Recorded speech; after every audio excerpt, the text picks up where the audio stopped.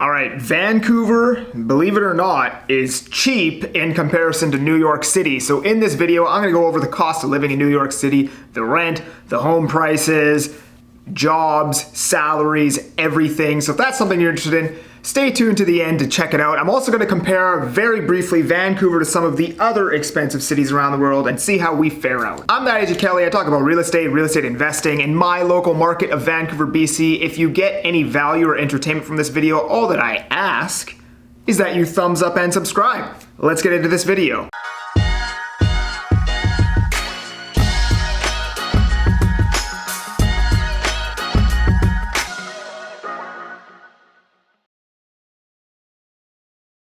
So Vancouver has been hailed one of the most unaffordable and unhappiest places in the world.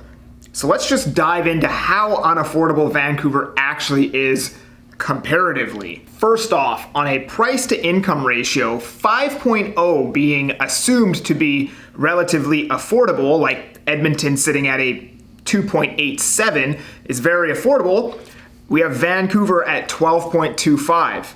New York City, believe it or not, is at a 9.92 price to income ratio. So if you compare the incomes, what people are getting paid, to the cost of housing in the two cities, New York City fares out as actually being roughly 20% more affordable than Vancouver. However, that doesn't tell the full story, because in Vancouver, people on average are making about $4,900 a month, whereas in New York City, they are making about $8,200 a month, right? So the fact that people on average are getting paid more money in New York City gives off the illusion like New York City is more affordable than Vancouver. However, that's not the case at all.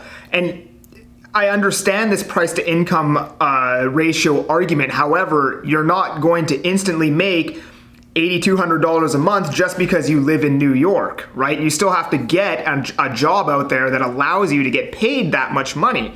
Another thing is this is an average, right? So in New York, you probably have a lot of people that are making 50, 60, 70 grand, but there's also a lot of people making $2 million a year, right? So that averages down into $8,100 a month, when in reality, there's probably a lot of people getting paid just as much money to live in New York City as they are living in Vancouver. However, because everything is so much more expensive in New York City, it's a lot harder to live there, right? From face value, it looks like, oh yeah, New York City's more affordable because everybody there just makes $10,000 a month.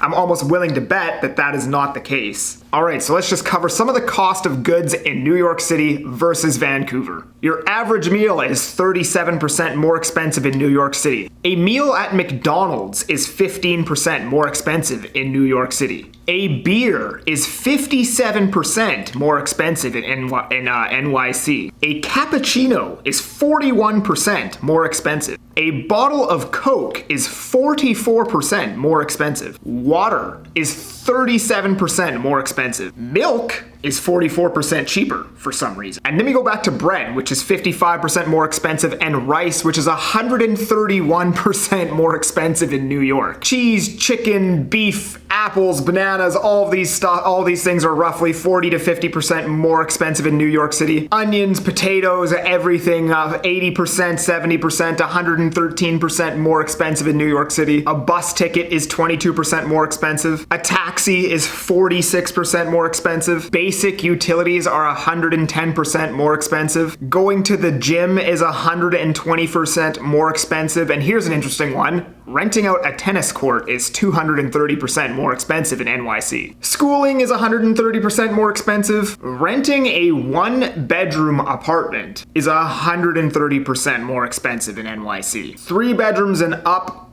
is 130% more expensive in NYC. And buying an apartment per square meter, I guess that's the metric we're using because we live in Canada, is 55% more expensive in NYC. So if you look at all of these costs now, the only reason why NYC appears to be more cheaper on a price to income ratio, and you should never look at one statistic when evaluating anything in life, you have to take a multitude of statistics to come to your own conclusion on whatever's happening.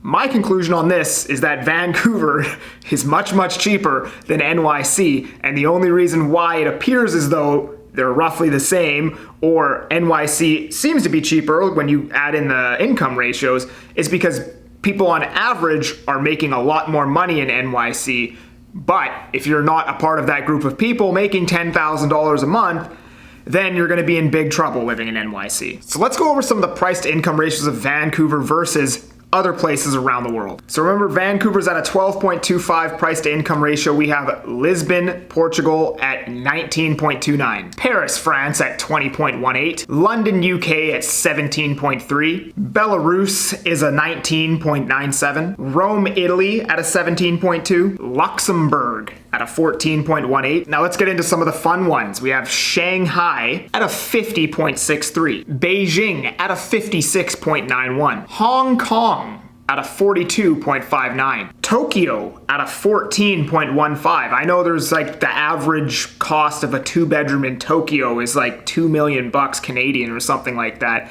Somehow their price to income ratio is still showing up as not that bad at 14.15. It's still comparatively cheaper than London, UK. But anyways, guys, that's it. Vancouver, in my opinion, has a long way to go when it comes to affordability, and will continue to get more and more and more unaffordable, in my opinion. I don't think Vancouver's ever going to be cheaper than what it is right now. I expect housing prices to continue going up. I expect the cost of everything in the city to continue going up.